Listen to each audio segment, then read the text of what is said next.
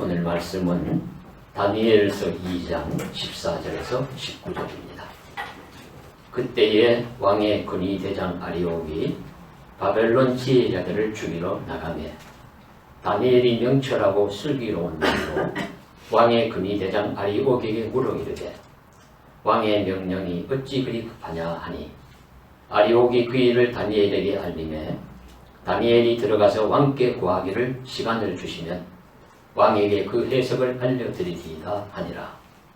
이에 다니엘이 자기 집으로 돌아가서 그 친구 하나냐와 미사엘과 아사랴에게 그 일을 알리고 하늘에 계신 하나님이 이 은밀한 일에 대하여 불쌍히 여기사 다니엘과 친구들이 바벨론의 다른 지혜자들과 함께 죽임을 당하지 않게 하시기를 그들로 하여금 구하게 하니라. 함께 보십니다. 이에 이 은밀한 것이 밤의 환상으로 다니엘에게 나타나 보이매 다니엘이 하늘에 계신 하나님을 찬송하니라. 아멘. 우리는 세상을 살면서 누군가에게 어떤 부탁을 할 때가 있습니다. 가장 흔한 부탁 중에 하나겠죠. 갑자기 돈이 필요한데 없을 때는 돈을 부탁하기도 하고, 어떤 사람이 어떤 자리에서 매우 힘들어할 때 그것을 도와줄 수 있는 사람에게 선처를 부탁하기도 하고, 어떤 선거에 입후보한 자는 유권자에게 표를 부탁하기도 하고, 자기가 선거에 출마하지 않았더라도 잘 아는 어떤 분이 선거에 출마하면은 선거 운동원이 되어서 또 표를 부탁을 하기도 합니다. 저도 잘 못한다고 생각을 하는데, 얼마 전에 총회의 어떤 중요한 직책에 잘 아는 친구 목사님이 입후보를 했어요. 전화를 해서 경기노예에 속한 아무개 총대 목사님들에게 좀 부탁을 해달라. 부탁을 거절할 수가 없어요. 너무 막연하고 또 할 수 있는 거니까. 그래서 부탁을 해보기도 했습니다. 어떤 경우에는 불법적인 청탁이 되어서 문제가 되는 부탁도 있지만, 살면서 누군가에게 한두 번 이상 무엇이든지 부탁하지 않는 사람은 없을 겁니다. 그러므로 우리는 부탁이 꼭 부끄럽거나 하지 말아야 할 불법적인 것만은 아니라는 사실을 봅니다. 성경의 이스라엘 왕 다윗은 자신의 소원 중에 하나가 하나님의 집을 짓는 성전을 건축하는 것이었습니다. 그래서 물자도 풍부하고 여러 가지 다 갖추었죠. 그래서 성전을 지으려고 하나님께 요청을 하니 하나님이 선지자를 통해서 다윗에게 하시는 말씀이 너는 군인이라 피를 손에 많이 흘렸으니까 너보다는 너 아들에게 짓는 것이 좋겠다. 그런 말씀을 들었어요. 다윗이 순종해서 자신이 석수를 불러서 성전을 건축할 돌을 다듬게 하고, 저기 그 당시에 가장 좋은 목재인 레바논 백향목을 많이 벌목해서 수은 물로 띄워가지고 들여 예루살렘으로 이송을 해서 쌓아놓고 이렇게 많이 재료들을 준비를 합니다. 그리고 역대상 22장 6절에 보면은 다윗이 죽기 전에 그의 아들 솔로몬을 불러서 이런 사정들을 이야기하면서 이스라엘의 하나님을 위하여 내가 성전을 건축해라. 그래 부탁을 해요. 이런 부탁은 아름다운 부탁 아닙니까? 신약의 예수님께서 십자가에 달려서 돌아가실 때 7마디 말씀을 하신 것으로 성경은 기록합니다. 그 7마디 중에서도 제일 마지막 말씀을 누가복음 23장 46절 아버지여 내 영혼을 아버지 손에 의탁하나이다. 부탁하나이다. 이 말씀을 보는데, 예수님도 지상의 마지막 말씀이 뭐냐? 자신의 영혼을 하나님께 부탁하는 것이었어요. 가치 있는 부탁 아닙니까? 영혼을 영원하신 하나님 손에 부탁하는 것이니까 매우 가치 있는 부탁입니다. 바로 그 앞에 보시면은 누가복음에 우편 강도가 숨이 넘어가기 전에 예수님 앞에 부탁을 합니다. 예수여, 당신의 나라에 임하실 때 나를 기억하소서. 아마 이 강도가 일평생 살면서 한 수많은 말들 중에 가장 가치 있는 말일 겁니다. 예수님 이 말씀을 들으시고 내가 오늘 나와 함께 낙원에 있으리라 응답을 받았습니다.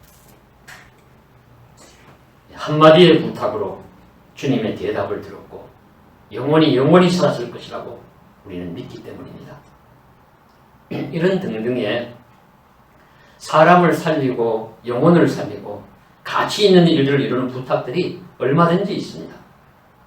그러면 우리가 살면서 하는 많은 부탁 중에 우리가 기독교인이기 때문에 빼놓을 수 없는, 빠뜨릴 수 없는 부탁이 하나 있다면 그것은 무엇일까요? 바로 오늘 말씀의 제목인 기도를 부탁하는 것입니다. 기도의 부탁입니다. 나를 위해서든지 누군가를 위해서든지 무엇을 위해서든지 다른 누구에게 기도를 부탁할 수 있습니다.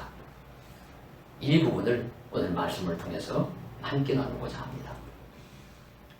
때는 오늘 말씀의 내용은 남유다가 멸망한 후 바벨론의 포로기 시절입니다. 그 포로기 시절에 유다인 소년 넷이, 명철하고 지혜로운 소년이 넷이 있는데 바로 다니엘과 세 친구들입니다. 이들은 그 당시에 왕실에서 영재교육을 받았다고 볼 수 있습니다. 어떤 기준에 합격을 했지요. 그래서 왕실 영재교육을 받아가지고 그 바벨론의 지혜자 그룹에 속하게 되었습니다. 여기서 말하는 지혜자는 이 다니엘서 2장 2절에 보면 나오는데 박수, 술괴, 점쟁이, 술사 등을 의미합니다. 오늘날로 보면은 미신가들이죠. 터무니없는 미신가들이니까 거부돼야 할 자들이지만은 이 당시 시대로 보아서는 이런 자들이 과학자들이라고 볼 수 있어요. 마태복음에 보시면은 예수님이 탄생하셨을 때 동방의 박사들이 왔다. 그거 우리가 나름대로 성경학자 연구한 걸 보면은 뭐라고 합니까? 그들은 동방에서 별을 보고 점을 치는 자들이다. 그 과학자들이, 그 당시로 보아서는 천문학자들이. 그래서 그 바벨론 시대에 이런 자들이 이제 과학자, 지혜자 그룹에 속합니다. 그래서 이 다니엘과 세 친구도 하나님의 영을 받아서 계시를 말씀하고 깨닫고 하면서 그 당시 이런 것을 하는 지혜자 그룹에 속한 그런 사람들이었어요. 그래서 왕실의 대우를 받으면서 살아가는 거죠. 그때 일어났던 일들 중에 하나가 바벨론 왕 느부갓네살이 하루는 잠을 자다가 밤에 꿈을 꾸었습니다. 이상하고 신비한 꿈을 꾸었어요. 꿈을 꿨는데 자고 일어나니까 꿈을 꾼 것은 분명한데 그 꿈의 내용을 잃어버렸습니다. 생각이 나질 않아요. 그러니까 밤에 잠도 잘 오지 않고 그 꿈을 내가 이상한 꿈을 분명히 꾸긴 꿨는데 보통 꿈이 아닌데 이 꿈의 도대체 내용이 무엇인지 내가 알 수가 없네. 그래서 나라에 있는 지혜자들을 다 불러 모아가지고 명령을 하는 겁니다. 내가 꿈을 꿨는데 그 꿈을 해석을 해라. 그러니까 지혜자들이 이런 박수, 술객, 점성사 이런 자들이 다 모여가지고 걱정하지 마십시오. 왕이요. 꿈 얘기하십시오. 우리가 해석해 드리리이다. 그러니까 왕이 하는 말이 내가 꾼 꿈이 무엇인지를 이야기를 하고 그 꿈을 해석해라. 그러는 거예요. 그러니까 그들은 황당하죠. 재차 왕이 꿈의 내용을 말씀하셔야 우리가 해석을 올리지 않겠나이까. 왕이 화를 막 내면서 내가 꾼 꿈까지 말하고 그걸 해석하라는 거다. 그것도 못하면 너희들 다 전부 엉터리 가짜 지혜자다. 내 앞에서 거짓말을 말하고 망령된 말을 꾸며서 세월만 지나가길 기다리는 자들이다. 못된 자들이구나. 다 죽어야 마땅하다. 그러니까 바벨론 술객들이 하는 말이 왕이여 하늘의 신들 외에는 이것을 말할 자는 이 세상 사람 중에는 아무도 없을 겁니다. 그렇게 대답하죠. 그래도 왕은 막무가내 화가 났어요. 이 엉터리들, 이 거짓말쟁이들. 다 사람만 속이고 있구나. 다 죽어야 마땅하다. 이렇게 하면서 근위대장에게 죽이라고 명령을 하는 겁니다. 절대군주의 행포이지만 고대 시절의 왕의 명령을 누가 거역할 수 있겠습니까? 그래서 이 다니엘과 세 친구도 그런 부류에 속함으로 죽을 위기에 처하게 되었어요. 이때 이제 우리의 믿음의 인물인 다니엘이 나섭니다.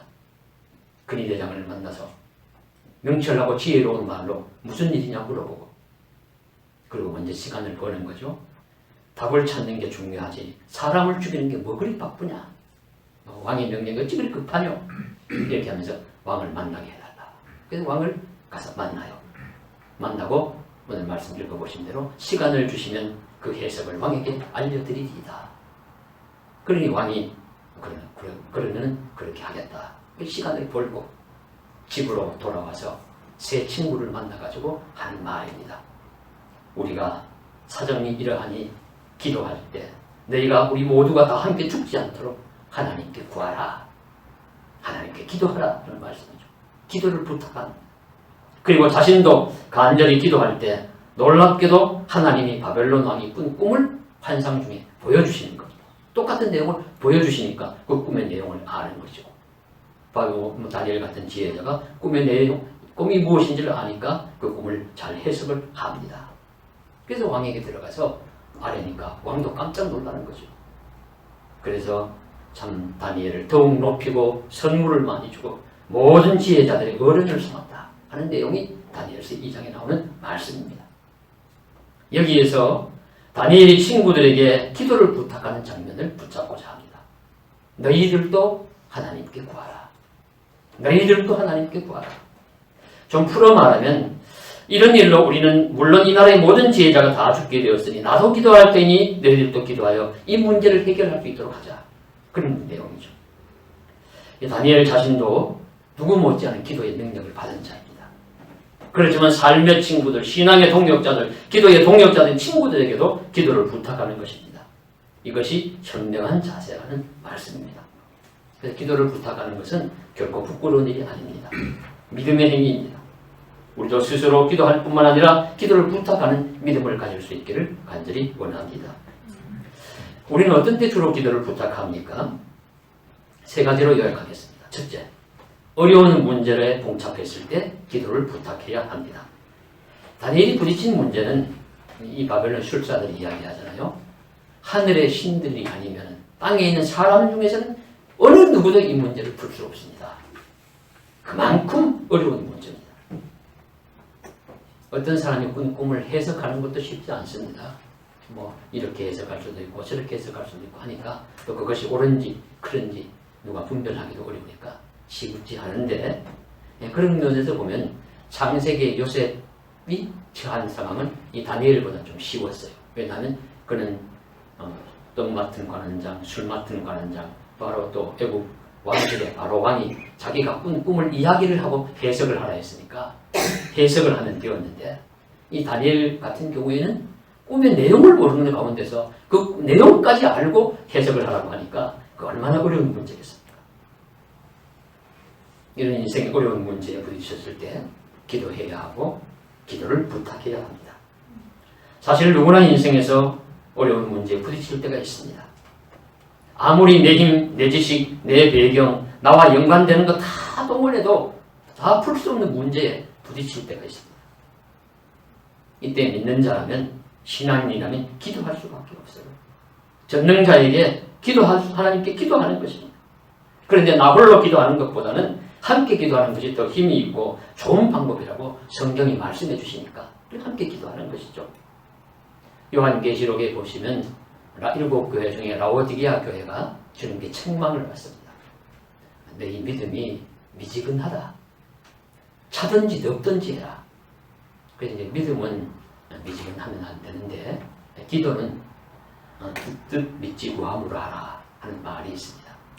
무슨 뜻이냐면 뜻 믿지 구함, 뜻 하나님의 뜻대로 뜨겁게 믿음으로 지속적으로 구체적으로, 그리고 마지막에 함께. 그러니까 기도는 이런 방법으로 하라는 말씀이죠. 주님도 두세 사람이 함께 모인 곳에 나도 함께 있을 것이고 너희가 합심하여 기도하면 들어주리라고 말씀하셨습니다. 홀로 간절히 기도해도 하나님이 귀를 기울이시겠지만 그러나 인생의 어려운 문제가 왔을 때 기도로 부탁할 때 아마 더 잘 들어주시리라고 봅니다. 우리 인생에서 어려운 문제들은 마치 바다의 파도처럼 몰려옵니다. 하나가 지나가면 또 하나가 다가옵니다. 어려운 문제 때문에 하루에도 몇 번씩이나 주저앉고 싶을 때도 있습니다. 모든 일들에 자신감이 없어지고 불안하고 두려워지기도 합니다. 왜 나는 남들처럼 가진 것도 없고 배경도 없고 힘도 없고 지혜도 부족한가? 그런 자신이 원망스러울 때도 있습니다. 이럴 때 하나님은 성도에게 놀라운 도구를 주셨습니다. 그것이 바로 기도입니다. 기도는 힘입니다. 기도는 능력입니다. 기도는 생명입니다. 기도는 우리는 힘이 없으니 우리는 지혜가 부족하니 우리는 연약하니 권능의 하나님이 도와주시고 힘주시고 지혜 주셔서 이 어려운 상황, 이 문제를 해결하게 하여 주옵소서. 그렇게 간절히 부탁하는 것이죠. 십자가에 예수님이 달려 죽으신 주님이 우리를 사랑하시니 기도하는 자에게 우리를 도와주신다고 말씀을 하셨습니다. 성경이 말씀하시는 것, 내게 구하라. 왜 구하지 않느냐? 야고보서 4장 2절에 너희가 얻지 못하면 구하지 아니하며 구하여도 받지 못하면 정욕으로 쓰려고 잘못 구하리라 말씀하시고 있습니다. 그러니 우리는 어려운 문제에 부딪혔을 때 먼저 기도하고 또한 기도를 부탁하여 함께 기도함으로 문제를 해결하고 그 문제의 상황을 이겨나갈 수 있는 것이 신앙적인 지혜로운 삶인 줄로 믿습니다. 즉 고대 바벨론 왕궁에서 다니엘이 어려운 문제에 부딪혔을 때 기도의 용사, 기도의 친구들에게 기도를 부탁한 것처럼 우리도 기도를 부탁하며 파도처럼 밀려오는 많은 문제, 어려운 상황을 이겨나갈 수 있기를 간절히 소원합니다. 둘째로 우리는 위기의 상황에 빠졌을 때 기도를 부탁할 수 있습니다. 다니엘과 세 친구는 위기의 상황에 처해 있어요. 다 죽게 되었습니다. 바벨론의 술사들과 함께 같이 다 죽게 되었습니다. 그래서 다니엘이 그래서 기도하자고 함께 부탁합니다. 이런 내용들이 많이 있습니다. 에스더서에도 보면은 당시의 권력자인 그 당시는 페르시아 바사 시대인데 권력자인 아각 사람 하만과 유다인 포로자군 중에 온 이 모르드게하고 서로 갈등 부딪히게 되었죠. 근데 이 아각 사람 하만은 왕 다음에 권력자입니다. 총리 대신 아주 힘이 있는 자고 이 모르드게는 왕실 문을 지키는 그런 수비병에 불과한 힘이 없는 자예요. 세상적으로 볼 때. 상대가 안 되죠. 그러니까 이 권력자가 왕에게 이야기를 해서 왕이여 유다인들이 도무지 왕을 업신여기고 왕에게 절하지도 않고 그렇게 이제 모함을 합니다. 모함을 해서 이런 자들에게는 벌을 내려야 됩니다. 그래서 날짜를 정해서 그 날짜에 전국에 있는 어떤 유다인들이든지 어떤 사람들인지 그 사람들 죽여도 되고 물건을 빼앗아도 되고 집을 불태워도 되고 그렇게 하도록 그렇게 허락해 주십시오. 그러니까 이 어리석은 왕이 또 그 말을 듣고 아이고 그렇냐 그렇게 하지. 그 조서를 해가지고 전국에 반포를 하는 겁니다. 그래서 꼼짝없이 어떤 날이 되면은 모든 유다인들이 그저 침략을 당하고 죽임을 당하고 자기 재산을 다 빼앗기고 할 그런 위기에 처했어요. 그럴 때 이 모르드게가 에스더에게 부탁을 합니다. 여러분 에스더와 모르드게의 이 관계의 사이가 촌수로 몇 천쯤 될까요? 예담입니다만 제가 이번에도 우리 노예에서 하는 장로 고시, 전도사 고시, 목사 후보생 고시 이걸 합격해야 또 노예에서 추천서를 써주기 때문에 그런 고시를 봐요. 본가 아래 보는데 그때 이제 구약 성경 문제를 제가 냈는데 내면서 어떤 문제를 내냐면 에스더와 모르드게는 몇 촌간이요. 나름대로 저의 함정 문제였어요. 내면서 아마 이건 많이 틀릴 거야. 아닌 게 아니라 거의 다 틀렸습니다. 제가 내기다 보니까 한 30여 명쯤 시험을 치셨는데 다 틀렸어요. 뭐 삼촌지간이다, 몇천이다 모르겠다, 막 이렇게 적었는데 삼촌의 딸이니까 사촌간이에요. 사촌과 삼촌의 딸 하나 쌓였어. 그러니까 사촌 오빠인데 딸처럼 길러가지고 왕실에 보내가지고 왕후까지 된 겁니다. 그때까지는 아직 유다인이라는 걸 몰라요, 왕은. 그렇게 왕후가 되어 있으니까 이 모르드게가 생각할 때는 에스더만이 왕에게 이야기해서 이 조서의 내용을 되돌릴 수가 있는 겁니다. 다른 사람은 세상에 아무도 없어요. 왕에게 나아가서 이야기할 수 있는 기회를 얻을 사람도 없고 청할 사람도 없고. 그래서 이 모르드게가 에스더에게 부탁을 합니다. 내가 이때를 위해서 그 자리에 있는 것이 아니야. 그러니까 내가 왕에게 이야기해서 이런 일들이 이런 얘기가 왔으니까 되돌려질 수 있도록 청을 해라. 그 부탁을 하니까 에스더가 들어가니까 또 난감해요. 그 왕실의 법도가 어떠냐면 왕이 왕무라 할지라도 왕이 부르기 전에 자기가 먼저 나가면 그날 왕이 기분이 나쁘고 심사가 틀리면은 참 왕실의 법도를 어겼다. 이런 괘씸한 왕후가 있느냐. 폐위를 시키고 죽여도 아무 상관이 없는. 참 하여튼 세상은 뭐 시대나 이런 것에 다 희한하기도 합니다. 그런 이제 이 고대 왕실의 법이 있으니까 나갈 수 없다. 그래도 이제 나가야 된다. 그러니까 이때 에스더가 하는 말이 그러면 모든 유다인들에게 말하여서 나를 위해서 3일만 금식하. 나도 금식하고 왕에게 나아가리니 죽으면 죽으리이다. 이런 금식한다는 것이 뭡니까? 기도 부탁하는 거죠. 금식하면서 기도. 나를 위해 기도해주고 나도 그렇게 하고 왕 앞에 나아가겠다. 예. 위기를 당했을 때 기도를 부탁하고 금식까지 부탁하면서 그렇게 하는 것이 자세입니다. 예수님도 십자가를 눈앞에 두고 겟세마네 동산에서 기도하셨습니다. 땀이 핏방울처럼 흐르도록 기도하셨습니다. 십자가의 치욕적인 죽음보다 더 위기의 상황이 있을까요? 그런데 그러면서 제자들에게 너희는 여기 깨어있어 기도하라 했죠. 그렇게 얘기했으니까 나가서 기도하시다가 돌아와서 보니까 제자들이 그냥 피우는 거니까 자고 있으니까 잠시도 나와 함께 깨어 기도할 수가 없더냐. 그렇게 책망하시잖아요. 근데 이 예수님의 기도는 처음에는 십자가 죽음을 당하지 않게 해달라는 기도였지만 그 기도가 바뀌어 가잖아요. 하나님의 뜻대로 십자가라도 감당하게 해달라는 기도. 십자가일지라도 비록 감당하게 해달라는 기도. 그 기도를 부탁하고 있습니다. 제자들은 다 따르지 못했지만 예수님도 이런 위기의 순간에 함께 기도하기를 원하셨는데 하물며 우리 인생이겠습니까? 헤롯 아그리파 1세인 사도행전 12장의 헤롯 왕도 또 요한의 형제 야고보를 죽입니다. 그러니까 유대인들이 또 좋아하는 거예요. 다른 유대인들이 크리스찬들 저런 자들 아주 비박을 가하는 걸 즐거워하니까 이 정치가니까 그걸 또 좋아한다고 그 악한 일을 또 해서 베드로까지 제일 죽이려고 합니다. 옥에 가두었다가 내일 내어서 참수할 것입니다. 베드로의 생명도 위기 상황에 처했을 때 교인들은 모여서 무엇을 했습니까? 그를 위해서 기도하고 있었습니다. 여기서 베드로가 나를 위해 기도해달라고 부탁했다는 말 나오지 않지만 믿음의 형제가 생명의 위기에 빠졌을 때 기도 부탁을 들은 것처럼 그것을 의식하는 사람이 함께 기도하는 것입니다. 오늘날도 위기의 상황이 수없이 많이 있지 않습니까? 심각한 재난인 우리 전염병 상황이 지속되고 있습니다. 모임도 어렵고 삶도 고통스러운 부분이 많이 있습니다. 아마 어떤 사업들, 여행사나 항공사 등에 종사하는 분들 중엔 폐업 실직한 분들도 많이 있을 겁니다. 모임을 중요시 여기는 교회 역시 위기가 아닐 수 없습니다. 이런 시기니 교회단 총회에서는 서신이 옵니다. 중요한 내용은 뭐냐면 교회를 위해서 이 교회가 이 위기를 극복할 수 있도록 기도해 주십시오. 한국교회를 위해서 기도해 주십시오. 기도를 부탁하는 것입니다. 우리를 살아가면서 개인은 어떻습니까? 말로 표현하기 어려운 위기의 상황이 닥쳐서 기도를 부탁할 때가 있습니다. 기도하며 기도를 부탁하는 것은 합당한 일이고 믿음의 행동입니다. 우리도 인생의 위기가 닥쳤을 때 기도할 수도 있고 그 위기를 지나가게 해달라고 기도를 부탁해야 합니다. 기도를 부탁할 수 있는 대상이 있는 것도 감사한 일입니다.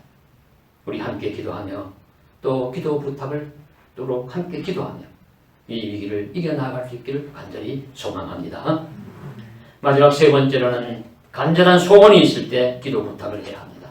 살면서 누구나 이루고자 하는 소원이 있습니다.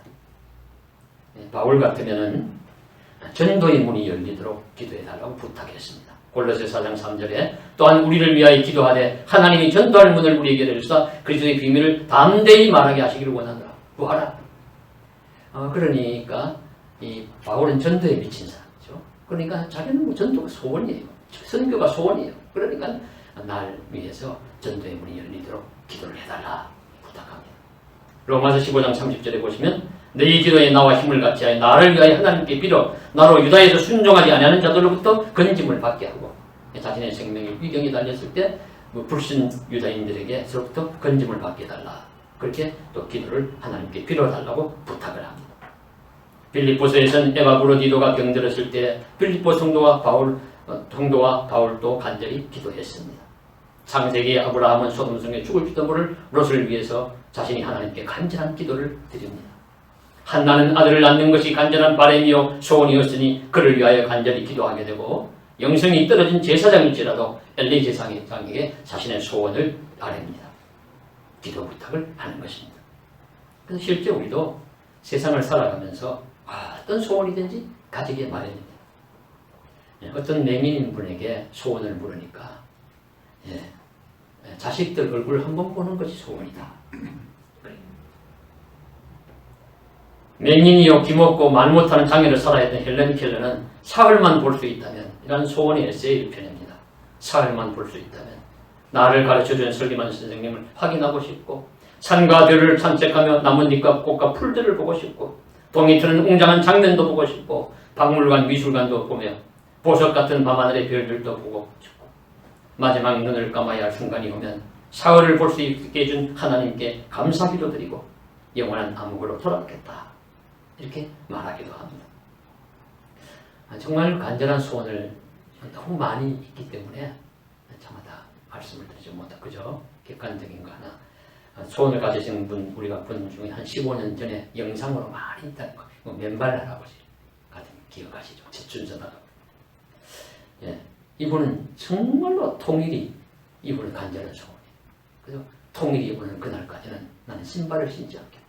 그럼 맨발로 아무리 추운 겨울에도 그냥 맨발로 다니면서 예수 구원, 민족 통일 외치고 그럼 진심 아닙니까? 방법이 지혜롭든지 좀 아니든지 그건 둘째 차치하더라도 그래서 이런 간절한 소원들이 있을 때 우리 믿는 자들이 자신도 기도해야 할 뿐만 아니라 또 기도를 부탁하는 것입니다.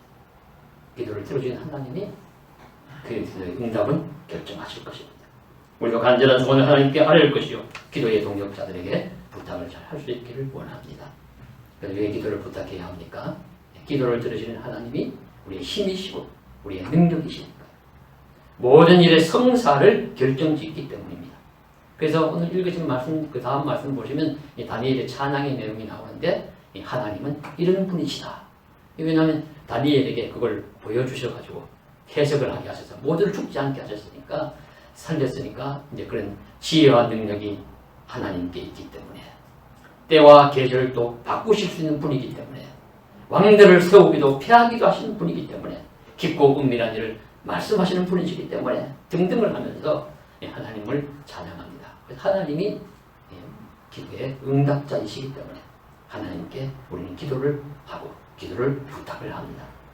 하나님 앞에서 영이 끼어있으면 하나님은 우리에게 소원을 주셔서 기도할 제목들을 주십니다.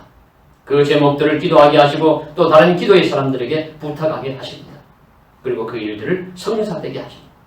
출애굽시 아말렉과의 전쟁 때에 모세가 손을 들 때 이기고 손을 내리면 이스라엘 군대가 집니다. 모세가 두 손을 들고 있으면 이스라엘 군대가 여호수아와 함께 싸우다가 아말렉에 이기고 너무 이제 오래 있으면 팔이 아프니까 힘들어 내리면 지는 거예요. 그럼 사람이 힘이 없어서 계속 들고 있을 수 없으니까 이때 아론과 홀이 옆에 와서 받쳐주었죠. 옆에 손을 들어주었습니다. 이것을 함께 기도를 도와주었다. 그렇게 부르는 것입니다. 모세도 기도하는 것이고 기도의 동역자들이 함께 기도해 주었다. 이스라엘의 최대 영적 인물의 하나인 사무엘이 혼자 기도하는 것이 아니라 미스바에서 백성들을 불러 모아 함께 기도하자고 합니다. 그랬을 때 이스라엘이 영적 부흥이 일어납니다. 그런 것처럼 기도는 영적 모든 전투의 삶의 문제들을 극복할 수 있는 열쇠이기 때문에 기도를 부탁하고 함께 기도하는 것입니다. 그러므로 하나님께서 우리들에게 기도할 마음의 소원을 주시기를 원합니다. 그리고 기도의 동역자에게 기도를 부탁할 믿음을 주시기를 원합니다. 그리고 다니엘처럼 어려운 문제, 위기의 상황에서 함께 기도함으로 하나님의 응답을 얻고 그 문제를 풀고 위기를 벗어나고 삶의 새로운 소망이 솟아나는 은혜의 삶을 살아갈 수 있기를 원합니다. 그리고 간절한 소원들도 주 안에서 기도함으로 이루어질 수 있기를 원하고요. 주여 우리에게 기도의 힘을 주소서, 기도의 제목들을 주시옵소서, 그리고 함께 기도할 동역자들을 허락하시고 기도를 서로 부탁하며 기도에 응답받는 역사, 그리고 응답에 순종할 수 있는 믿음을 허락하여 주시기를 주님의 이름으로 간절히 소망합니다. 기도드리겠습니다. 사랑하는 하나님 아버지, 오늘도 다니엘이 어려운 문제, 위기의 상황에 봉착했을 때 세 친구에게 기도를 부탁하고 하나님이 환상으로 보여주시사 그 위기를 면케 하시고 그 어려운 문제들을 풀어주셨습니다. 모든 것이 하나님의 손안에 있사오니 주님께 부탁하는 믿음을 갖게 하시고, 주님께 부탁, 나 혼자 할 수 있지만 우리 기도의 동역자들과 함께 부탁하는 믿음의 기도를 드릴 수 있게 하여 주시옵소서. 어떻게 결론이 나든지 주의 뜻이 순복할 수 있는 믿음도 주시고, 또 그렇게 할 수밖에 없는 것이 우리 인생이요. 짧은 인생 속에 아버지 하나님 다 하나님의 뜻대로 이루어지기를 원하옵고, 주의 선한 뜻이 이루어질 때 하늘에서 기뻐할 수 있는 은혜의 역사도 일어나게 하여 주시옵소서. 도와주시기를 원합니다. 힘주시기를 원합니다. 우리 주 예수님 받들어 간절히 기도드리옵나이다.